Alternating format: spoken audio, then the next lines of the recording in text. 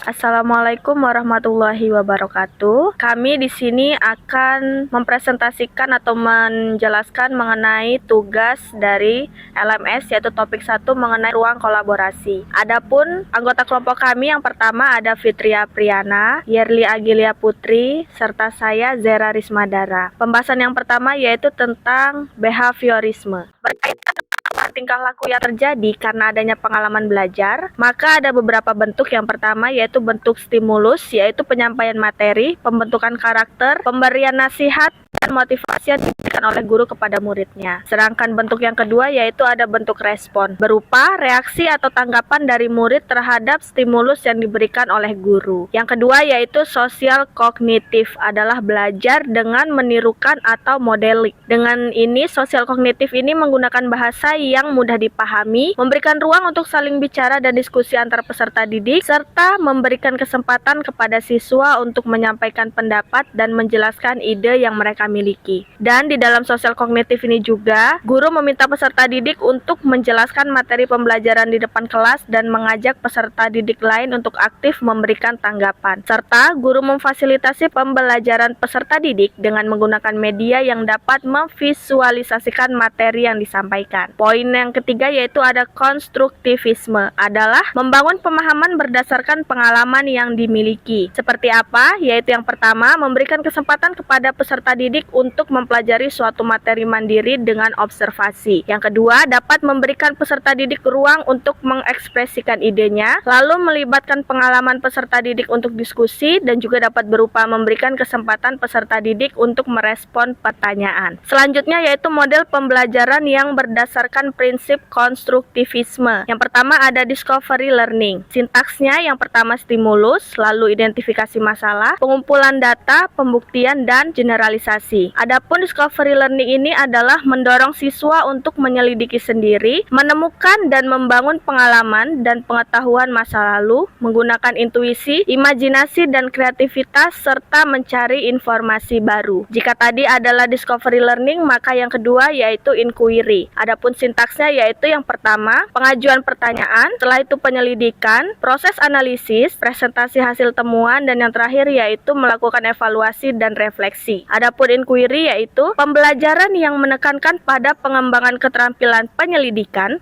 dan kebiasaan berpikir yang memungkinkan peserta didik untuk mengkonstruksikan pengetahuannya. Dan yang ketiga yaitu problem based learning, adalah pada tahapan pertama guru mengorientasikan siswa terhadap masalah. Siswa dapat mencari informasi tentang latar belakang tersebut berdasarkan pengalaman yang terdahulu. Kemudian informasi tersebut dikonstruksikan untuk mendapat pengetahuan yang baru. Adapun sintaksnya yaitu ada 5. Yang pertama, mengorientasikan siswa terhadap masalah. Yang kedua, mengorganisasi siswa untuk belajar. Yang ketiga, membimbing penyelidikan. Yang keempat, mengembangkan atau menyajikan hasil. Dan yang terakhir yaitu mengevaluasi proses pemecahan. Selanjutnya yaitu mengenai rencana untuk meningkatkan motivasi siswa di kelas dari beberapa studi kasus yang akan dijelaskan oleh Saudari Yerli. Selanjutnya yaitu rencana untuk meningkatkan motivasi para siswa yang ada di kelas. Yang pertama, pada peserta didik bernama Tania, 7 tahun, memiliki kemampuan rendah dan keinginan yang rendah untuk sukses. Perlakuan yang pertama yaitu kemampuan rendah berhubungan dengan ketidakmampuan peserta didik dalam memenuhi kriteria keberhasilan pembelajaran. Kemampuan rendah juga berkaitan dengan kemampuan secara akademik peserta didik. Yang kedua,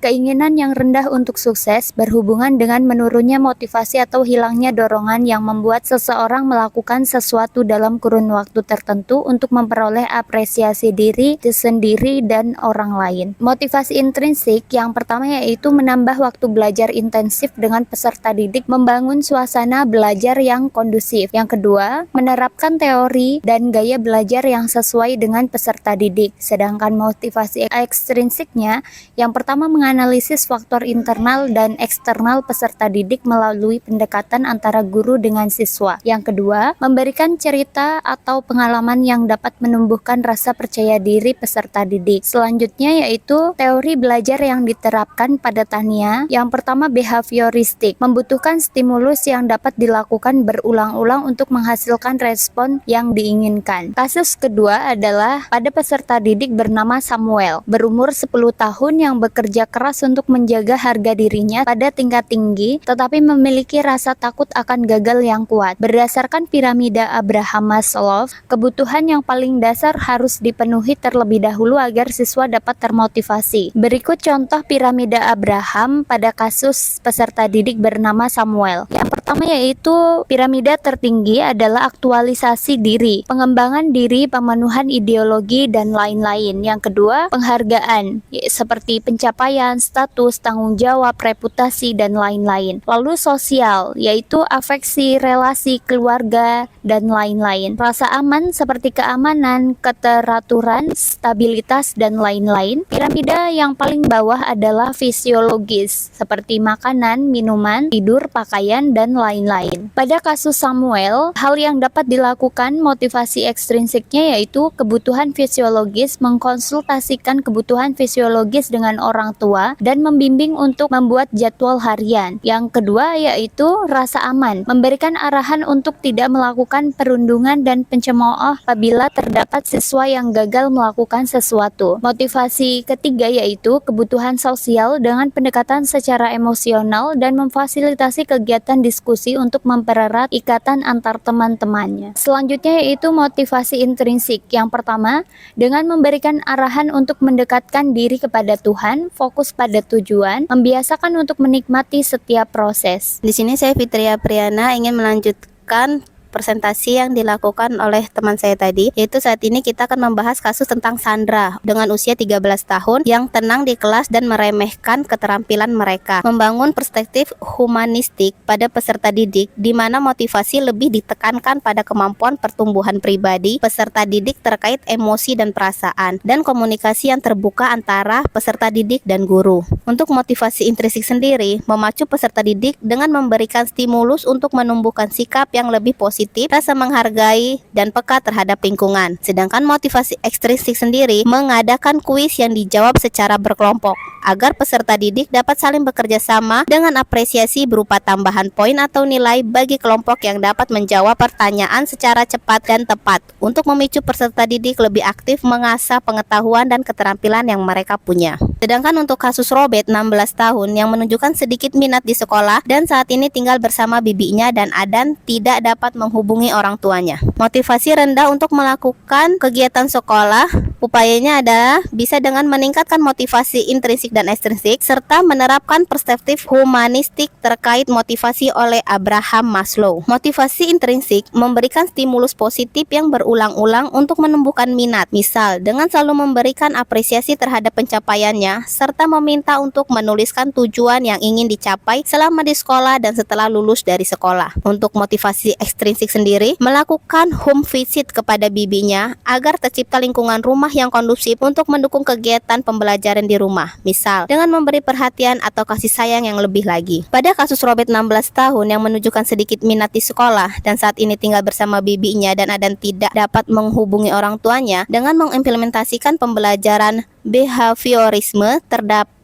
kegiatan belajar mengajar di kelas yang menerapkan adanya pengkondisian asosiatif stimulus respon. Dalam KBM yang mengimplementasikan pembelajaran behaviorisme tersebut, peserta didik khususnya Robert lama-kelamaan akan memiliki tingkat motivasi atau minat yang tinggi jika stimulus yang diberikan dan dilakukan secara kontinu. Pertanyaan dari kelompok lain, apakah teori pembelajaran humanistik dapat diterapkan pada anak kebutuhan khusus? Pendapat dari kelompok kami adalah ya. Teori humanistik dapat diterapkan pada anak berkebutuhan khusus dan merupakan model terbaik untuk diterapkan. Karena di sini, teori humanistik dapat membantu anak berkebutuhan khusus maupun reguler untuk mengembangkan potensi mereka masing-masing dengan saling bekerja sama dan mereka dapat belajar di tempat yang sama tanpa adanya diskriminasi. Sekian pemaparan yang dapat kami berikan. Terima kasih.